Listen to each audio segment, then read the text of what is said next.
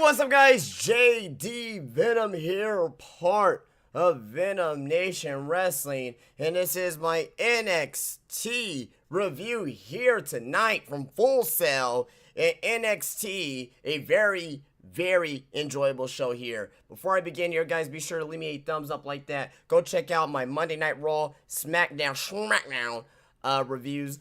Tonight's NXT Friday, we have another episode of the Getting Over podcast. Saturday, we will have our top 10. And Sunday, we will have another wrestling video, news, and rumors for you guys today.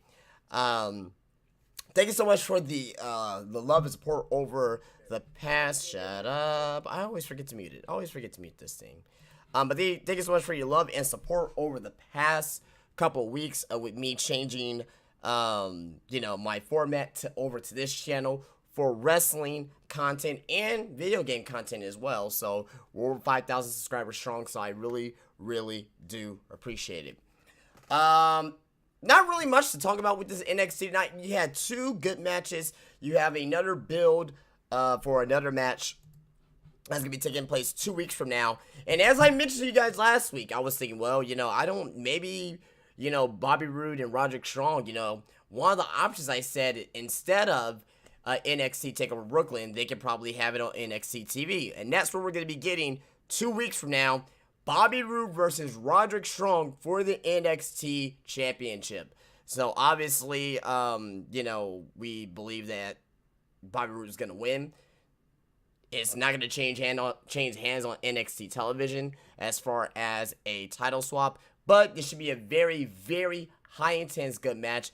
And I'm going to tell you how we got there as well. We also had tonight as well in our main event, Aleister Black versus Cassius Ohno tonight. Live from Full Sail. And also as well, we had another match that was actually, being looked at as well. Was Ember Moon versus Peyton Royce from the Iconic Duo. So with that being said, let's get into the actual review here tonight. We're going to start with that match of Peyton Royce versus Ember Moon. Ember Moon returns to NXT after an injury of her shoulder. That was being worked on here in the match by Peyton Royce. Royce was attacking the shoulder, the former injured shoulder of Ember Moon. Ember Moon looked good in this match. Peyton Royce looked good in this match. He had a widow's peak during this match here. And Ember Moon was too much for the Iconic Duel of Peyton Royce and Billie Kay. Billie Kay got taken out going towards the end of the match. Ember Moon hits a eclipse from the top rope for the 1, 2, 3 pinfall. And Ember Moon, she's pretty much done at this point with the Iconic Duel.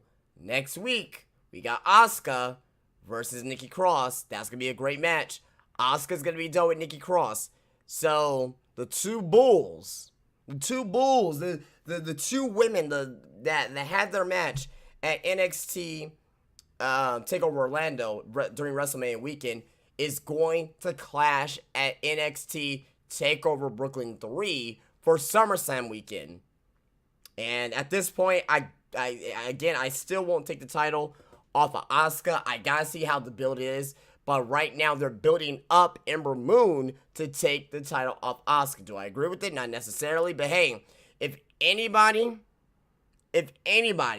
that should take the title off of Asuka would be Ember Moon. So, very good match to open up the show. Peyton Royce looked good in this match. Ember Moon, she's stellar in the ring as well. So, very good to open up NXT. We have backstage segment between Cassius Ohno and Hideo Itami. Itami says that he hasn't found success in NXT that he had in Japan, and he has been letting that get to him. Itami apologizes, and Ohno accepts. Ohno says they both have things to prove and need to do it the right way. Ohno says it starts tonight against Aleister Black. We had our second match of the night, which was the Ely Brothers versus Sanity. Ely Brothers, they had an entrance. At first, I didn't I didn't know Sandy was going to be there. I thought the Elite Brothers, they were debuting a new tag team. Oh, they're debuting a new tag team. They're going to be put over here. They are massive, okay? Like, they're like the Usos on steroids, pretty much. They're two young black guys. I mean? They're very identical in the ring. Can't really tell them apart. Very same attire. Just like the Usos, so it's very, very hard to tell these guys apart. These guys got size. These guys got a good upside. I expect more from them. But they went up against Sandy tonight. They got a very smidge of offense in against Sandy of Wolf and Young, Alexander Wolf and Eric Young in the match, and they pretty much not necessarily squash the Eli brothers, but they beat them very convincingly in the ring. And Eric Young and Alexander Wolf hits a very nice double team maneuver, a side slam into a net breaker. Very nice off the mid rope from Eric Young. So very, very fluid finisher there. I like it. It's very unique. And Sandy picks up the pinfall for the win. A last women's standing match was announced for the NXT Women's Championship next week between Nikki Cross and Asuka with no champion's advantage. So that is going to be, like I said, very interesting next week. We didn't get, I will say, it's not the debut of Sonya Deville, but she wasn't repackaged, but I guess ever since the promo from last week, this is her first match since. We did get the vignette from Sonya Deville, the Put Your Hair Up and Square Up promo. After that, we saw Sonya Deville versus Rachel Evers. Deville, I like her look. I like the UFC look. I like the way that she does her thing in the ring.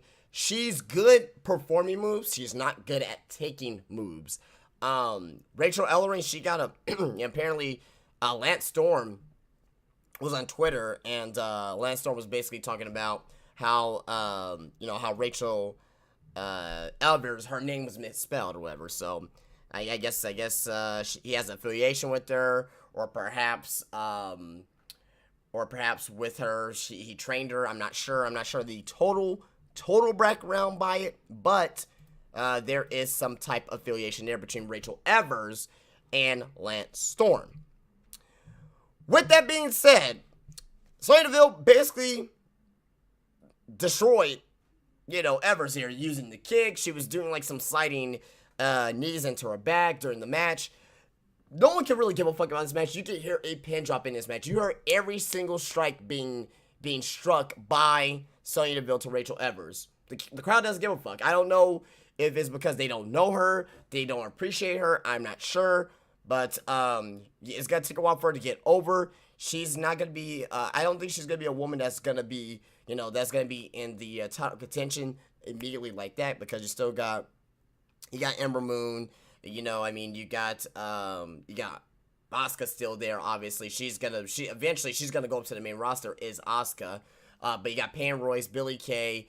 You got Nikki Cross, you got Ruby Riott. So Sonya Deville, she's not really in that upper echelon, but she will be used for sure. Guarantee you, 100% confirmed by your boy JD Venom. She will be in the Mae Young Classic. There's no way on how she can't be in the Mae Young Classic. So I guess they're trying to get you familiarized with some of the women that will be part of the Mae Young Classic, but she is from not from Full Sail, but she is from the Performance Center, so she will be on NXT even after the Mae Young Classic. I can see her winning, maybe 1 or 2 rounds in the Mae Young Classic, maybe be in the top 8 or the final 4. It just depends on how they utilize her.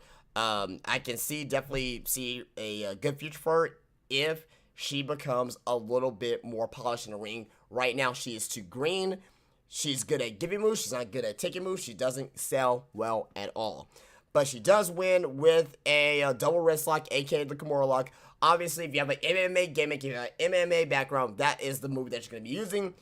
I don't want to compare her to Brock Lesnar, but they may try to make her the female Brock Lesnar. And what I mean by that is that, not necessarily as far as dominance is concerned. I'm not saying that by any means. I'm saying that utilizing an MMA, judo, jiu-jitsu, background and incorporate it into her wrestling. That's what I mean by that. But Sonya Deville wins with the Kimura lock. We did see a photo shoot from earlier today. I don't know if it was actually earlier today or not. Of Bobby Roode Bobby Roode's taking pictures. He says, don't tell the champ to smile. I smile when I want to smile. I run this place.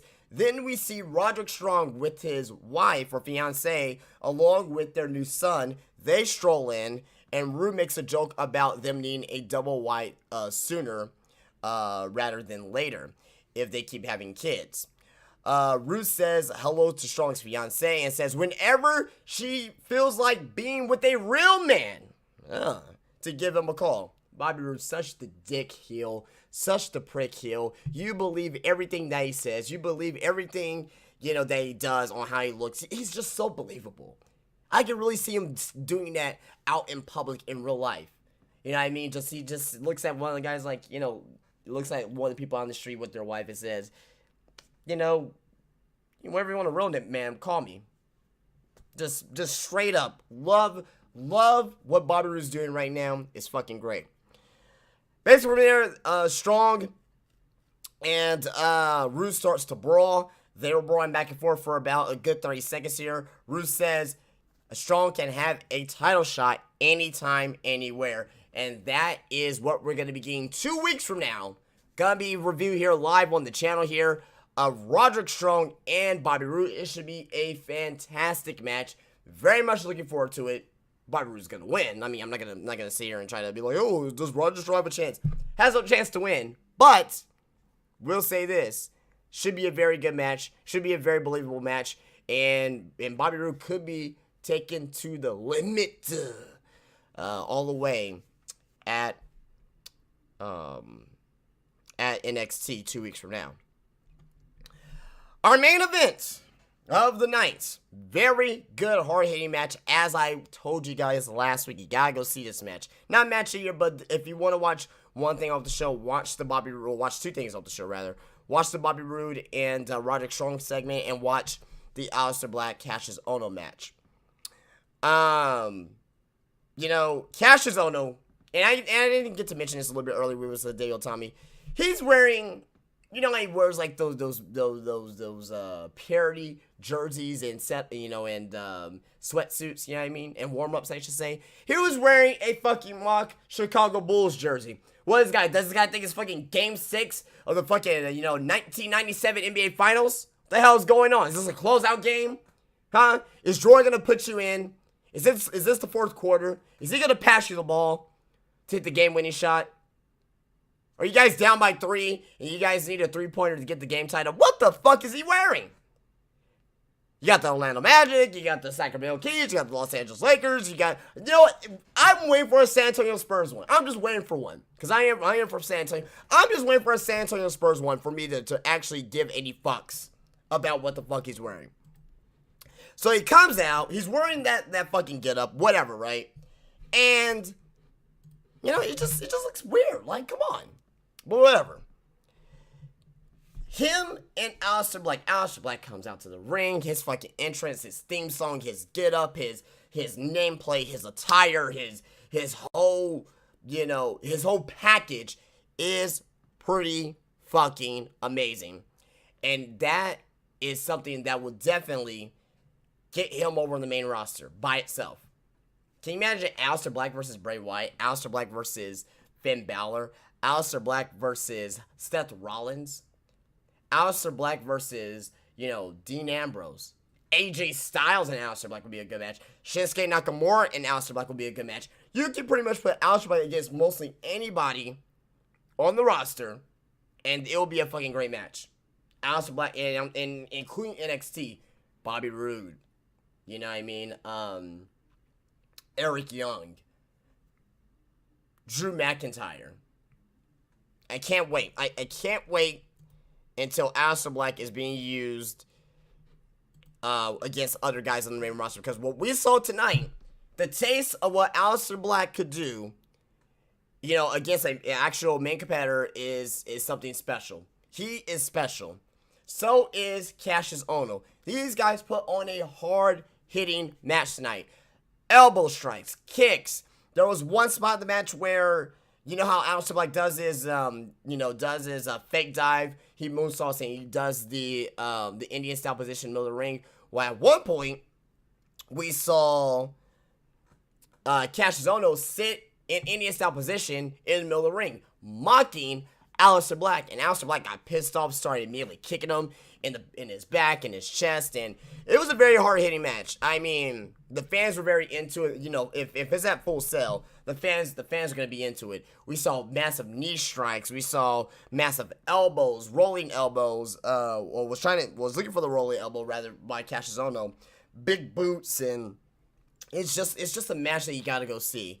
At the end, we saw a knee, or we saw a kick, we saw a knee, we saw a forearm. Very fantastic sequence.